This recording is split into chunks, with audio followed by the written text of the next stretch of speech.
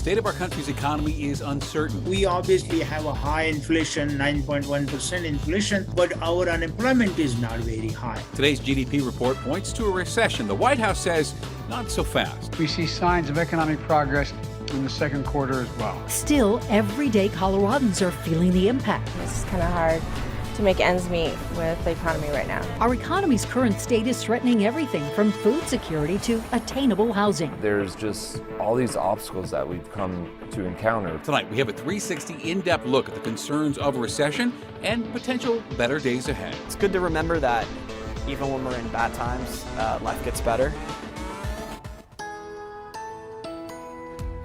We begin tonight at 6 with the Denver 7 Weather Action Days. We take a live look from our mile-high camera. Quiet now, but we have storms moving toward the metro. Glad you're with us tonight at 6. I'm Shannon Ogden. Good evening. I'm Ann Trujillo. So let's get right over to meteorologist Stacey Donaldson. And definitely a busy radar out there.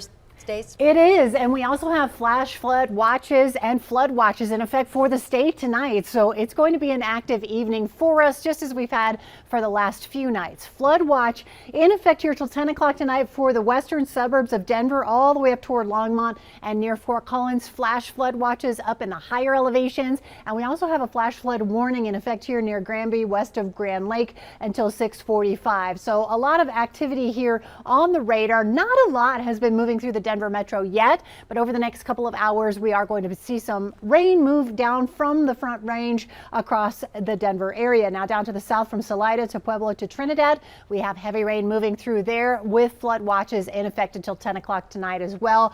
Perry Park, some thunderstorm activity that direction, not so much in Denver yet, but over the next few hours we're expecting evening thunderstorms here for the I-25 corridor. We'll talk more about what we can expect tomorrow as well in the way of flooding rain in just a few minutes. Thank you. We are following breaking news tonight on two developing stories in northern Colorado. First in Loveland, Air Tracker 7 was over the scene of a home on Pavo Court. Police say they were investigating some kind of domestic incident. They say there is no longer a threat to the community. Now, about 30 minutes away in Erie, SWAT officers were on scene trying to stop a man with a rifle. This is in the area of the Erie Highlands. A shelter in place was ordered for all residents. And police said just within the past 15 minutes, that the man had a self-inflicted gunshot wound. Concern is rising that we are falling into another recession. The U.S. has not seen a recession since 2008, and tonight we have a 360 in-depth look at what's contributing to this concern and what our nation's leaders have to say. So first, though, a look at the numbers for you. Today, it was announced that the U.S. economy shrunk by 0.9% last quarter, and this is the second consecutive quarter of a decline, which oftentimes is used as the definition of a recession. We'll explain why it's not there, though, just yet. We will also hear a perspective of Coloradans who are impacted the most, and a look at the effect on our housing market. The hot market is now trickling into rental properties. Denver 7's Megan Lopez kicks off our 360 in-depth coverage with an explanation of where our country currently stands. It's Thursday at the Bienvenidos Food Bank in Denver. A day. Today we're doing blend milk. The pantry opens its doors to welcome families with a farmer-style market. We are probably expecting to serve a little over 200 families today. It takes a lot to ask for help. A lot of people ain't working right now, so that helps for people in their family. It's hard to catch up right now, still playing catch up.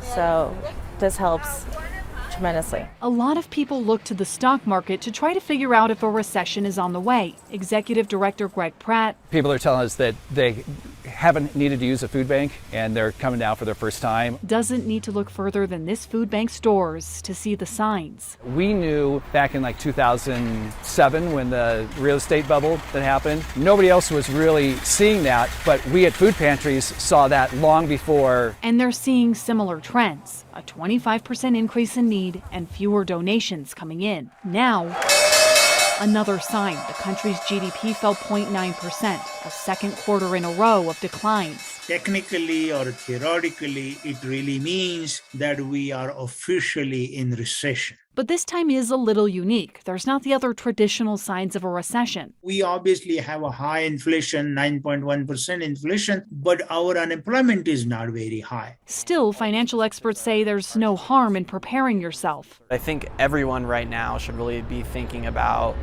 if they have enough cash on hand. Eric Courage is the founder of Honest Margin. He says there are things we can do now to brace ourselves. First, Really think a little harder about larger purchases. anything like a home or a car, a big purchase that you'd think twice about. It's also a good idea to look over your debt and make sure you can afford the payments on it and start saving. If someone is an entrepreneur and they don't know when their next paycheck's coming, maybe that's a longer runway, like 12 months of emergency reserves.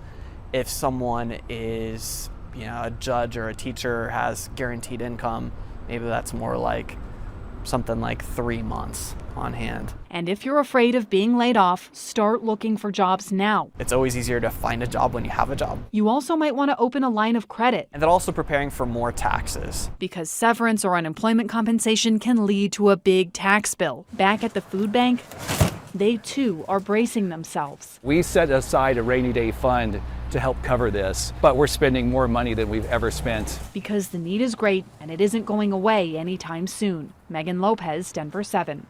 And let's give you some more context on what actually constitutes a recession. A nonprofit, nonpartisan organization called the National Bureau of Economic Research determines when the U.S. is in a recession, and it's made up of 8 economists, and many factors go into the calculation. Well, today I chatted with the deputy director of the President's Council of Economic Advisors. He didn't use the word recession. He says the state of our economy is in a transition period, moving at a steady, albeit slower pace. We expect the economy to continue to grow, for job opportunities to remain available for families, and for that safety and comfort of a paycheck to continue. On costs, our projections from outside experts are that inflation is going to come down over the next several months. We've already seen, like I said, gas prices come down by 75 cents a gallon on average. We're seeing good progress in a number of other areas for commodities, for food products, reducing inflation. So our hope is that over the next several months, you're going to see steady, stable growth, a reduction in prices. And bottom line, right now, the numbers show the economy is struggling, and U.S. leaders say they are trying to do what they can to fix that. And one of the tools used to help Americans right now, raising interest rates. Now, the Fed announced a 0.75 point interest rate hike yesterday. The idea is that you raise the cost of borrowing, it encourages people to borrow and spend less, and then lower demand should lead to lower prices. But that also could prevent some people from buying a home. So I want to use the average home price in the nation right now, $416,000 with 20% down. Earlier this year, your mortgage payment would have been, for that, about $1,700 per month. Today, with a 30-year fixed rate, it would cost you more than $2,300 per month. Now, those mortgage rates could have you thinking about renting instead. But in the metro, even renters are finding themselves in bidding wars now. Denver 7's Micah Smith continues our 360 in-depth coverage. You're one of the top candidates being considered. We're going back, asking candidates to put their best offer forward. I mean, I felt like that's what my friends go through in the bidding wars for houses. But the Denver home Christopher Byard and his girlfriend were bidding on wasn't for sale. It was for rent. There's just all these obstacles that we've come to encounter. For instance, people pulling down listings, putting them back up at a higher price. We're in that $2,600 to $2,800 range for rent. Over the past month and a half, Byard has applied for 25 rental homes. But he says on more than one occasion, he's found himself in a rental house bidding war. I'm not passing judgment, but I'm shocked at somebody who would go like, oh, this is listed for $2,700 a month. I'll offer you $3,000 a month. What we're seeing in Denver and kind of across the country is really the market conditions are giving a lot of leverage to landlords and property managers. Rob Warnock, senior research associate at Apartment List, says typically buyer-friendly housing markets make home rentals more affordable. We're kind of seeing the opposite right now, with so many people stuck renting because that's all that they can afford. Warnock says, unfortunately, rental bidding wars have become the norm, but there are some things that renters can do to compete that don't involve offering more money. There's lease terms, like being able to rent for longer, that is favorable. So I would recommend looking at other parts of a lease that are negotiable. I've lived here for 12 years now, and it's never been this difficult to find a place. In the coming days, Byard and his girlfriend will check out yet another rental property. So we have still a few months to find. Byard hopes his 26th application will finally lead to his new home. Reporting in Denver, Micah Smith, Denver 7. And while everyday Americans are feeling the brunt of inflation, lawmakers in Washington are going back and forth on legislation designed to help. Democrats introduced the Inflation Reduction Act yesterday, and the biggest portion of that bill is $369 billion for climate change initiatives. House Minority Leader Kevin McCarthy said it's not smart for the government to spend more while the economy is in this state. Well, today we asked Colorado Senator John Hickenlooper about that concern.